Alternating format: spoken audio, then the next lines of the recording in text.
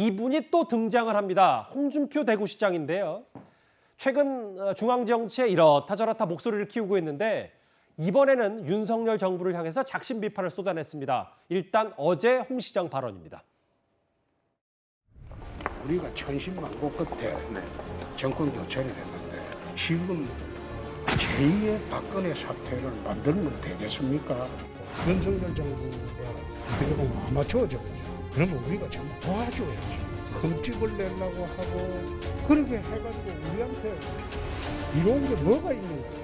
개인적인 욕심으로 사욕으로 앙심으로 정치해가지고 박근혜 탄핵이 왔잖아요. 그때 우리 진영이 분열이 안 되었으면 탄핵이 됐겠습니까? 애들러선 또 윤석열 정부를 아마추어 정부라고 비판하는 듯 하면서도 또 힘을 모으자고 하고 있고. 이건 어제 발언이고요. 오늘 SNS 발언은 더 수위가 높습니다. 홍 시장 이렇게 얘기했습니다. 일단 저희가 두 가지 윤핵관 얘기와 김건희 여사 얘기를 나눠서 볼게요. 먼저 윤 대통령의 핵심 관계자들 얘기를 보면 꼴 사나운 윤핵관들의 행태도 경고하라.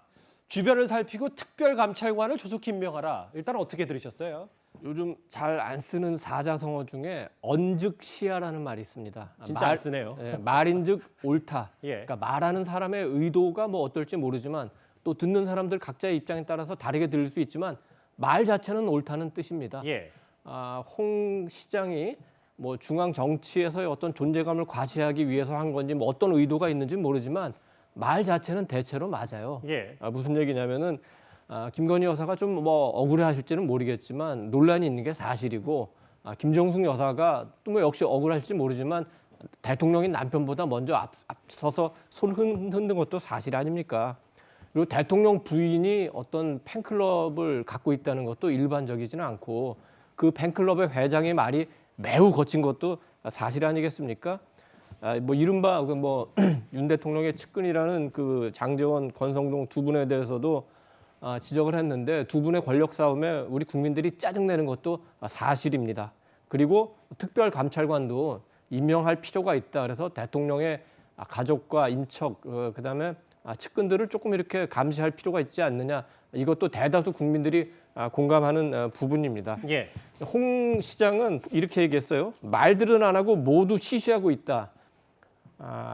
이제 뭐 한동안은 그랬어요. 근데 지금은 시시하진 않아요. 예. 언론에서도 지적하고 대통령 본인도 조금씩 그러니까 태도라고 대통령 할까? 비판 관련해서요. 네네, 예. 태도를 바꾸고 있고 대통령실도 조금씩 움직이고 있고 뭐 여러 가지 홍 시장의 뭐 저런 지적과 그 이전에 여러 가지 언론이나 여야에서의 여러 가지 그 문제점 제기에 대해서 윤 대통령과 대통령실도 뭐 다 듣고 있고 그래서 조금씩 변화하고 있으니까 뭐 그런 과정에서 나온 말 중에 하나로 그냥 이해하면 될 것 같습니다. 홍 시장의 저 조언, 쓴소리는 들을만하다, 귀 기를만하다 이렇게 말씀하셨는데 이 부분이에요. 제가 조금 더 읽어보면 정 의원님.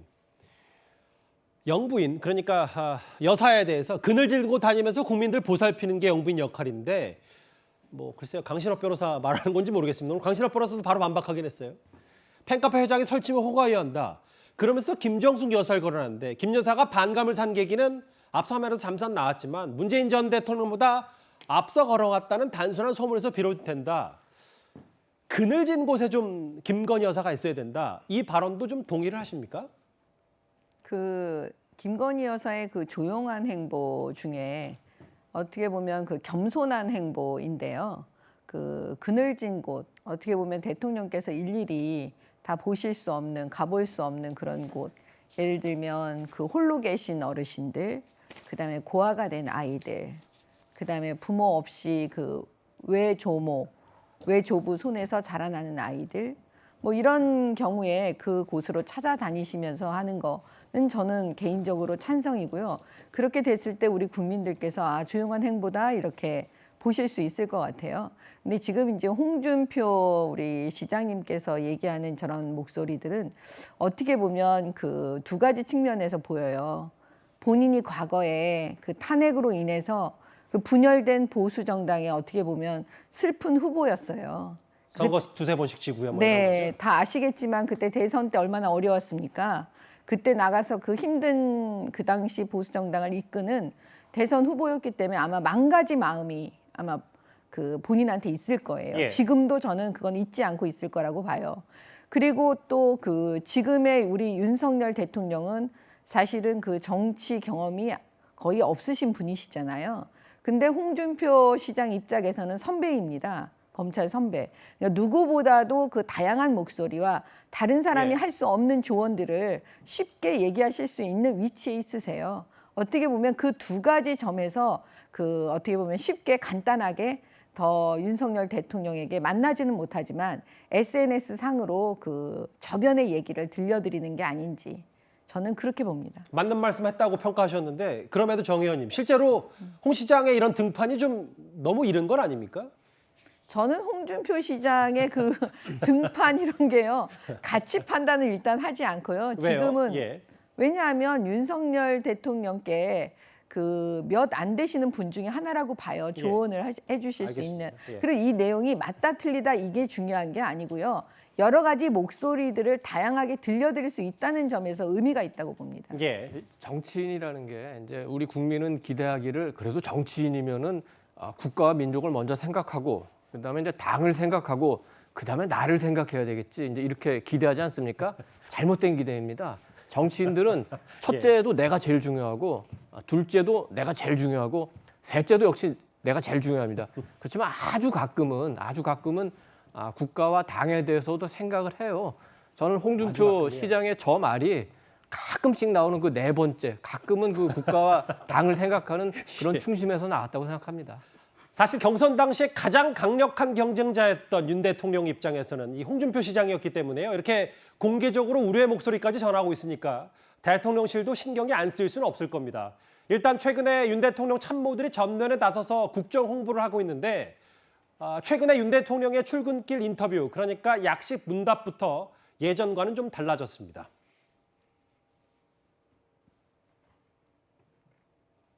예, 한번 만나볼까요?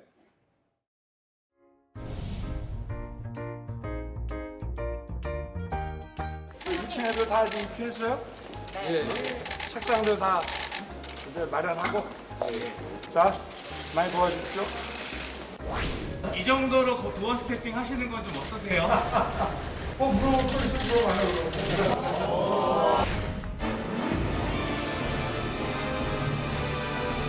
거기에 대해서는 더 답변 안 할게요. 야당 정치인의 발언에 대해서 뭐 대통령이 거기에 대해서 언급할 필요가 있겠죠. 도어 스탬핑인지 출근 도장만 찍겠다는 도어 스탬프인지 자신에게 불리하다 싶으면 들어도 못 들은 척 회피하는 것이 윤석열식 소통입니까?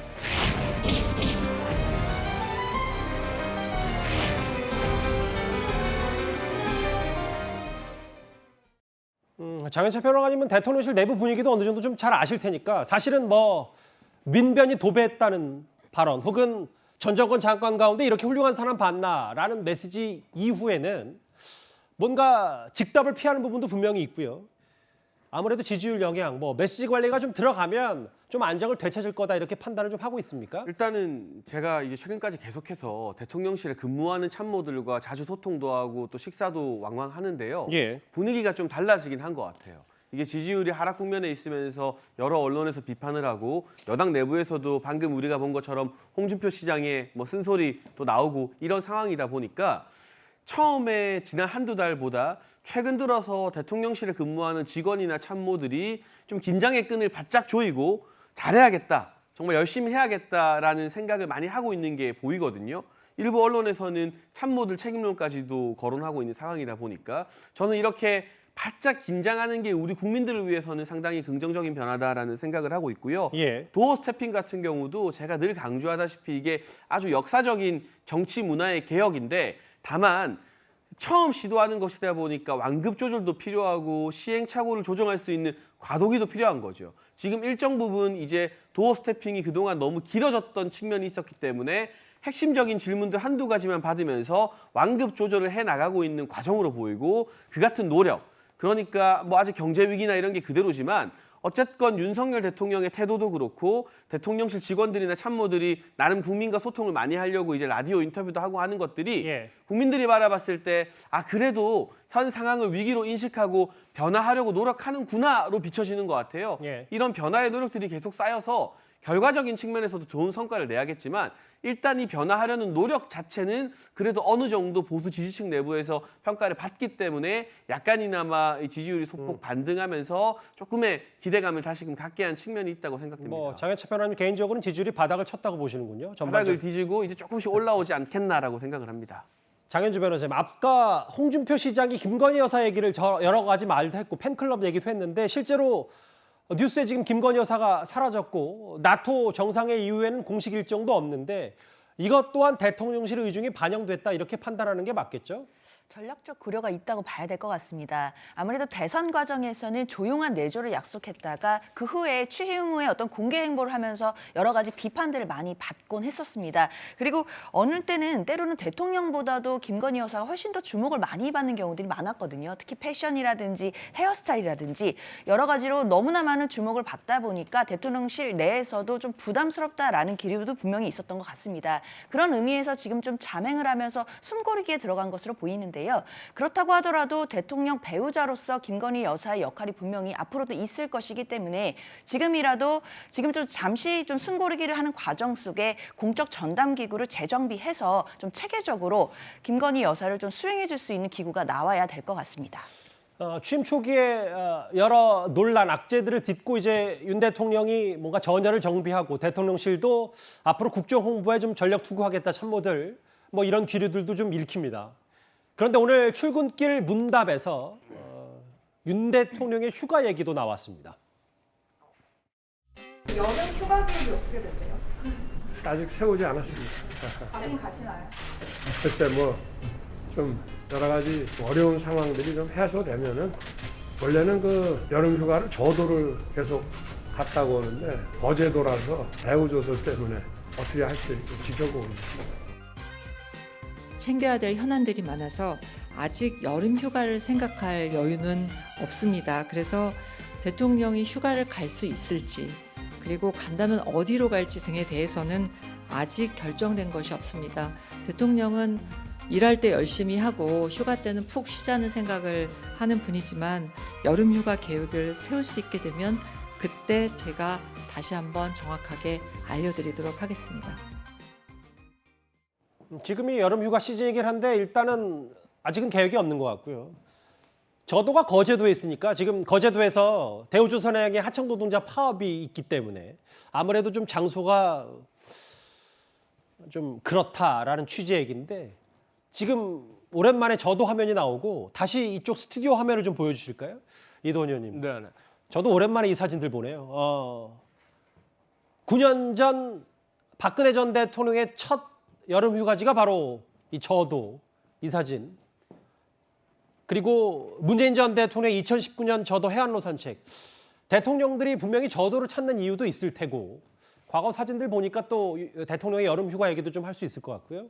그러니까 예를 들어서 이제 미국 대통령 같은 경우에는 자기 그 고향에 예. 어떤 뭐 농장이라든지 이제 이런 게 있고 또 이제 캠프 데이비드나 이렇게 그 대통령들이 갈 수 있는 휴양지가 이제 몇 군데가 있습니다. 근데 우리는 이제 그게 별로 없고 일찌감치 이제 저도는 하나 만들어 놨었는데 좀 먼 측면이 있고 그래서 전두환 전 대통령 같은 경우에는 기업인의 그 별장을 빌려서 이제 휴가도 가고 그랬는데 예. 그러면 안 되겠다 싶어가지고 이제 청남대를 만들었는데 청남대는 이제 또 다시 이제 국민들에게 돌려졌으니까 특별히 이제 갈 수 있는 데가 현재는 그 저도밖에 없어요. 그런데 마침 거제도 옆에 있는 그 저도기 때문에 거제도에서 저렇게 큰 사건이 있는데 이제 휴가 가기는 쉽지 않고 그 사건 저도 아니래도 지금은 아직 휴가를 얘기할 때는 아닌 것 같아요. 휴가뿐만 아니라 지금은 제 생각에는 윤석열 대통령은 토요일, 일요일 날도 출근해가지고 소모에 걷고 열심히 민생 챙겨야 됩니다. 예. 그래서 땀 뻘뻘 흘리면서 열심히 일하면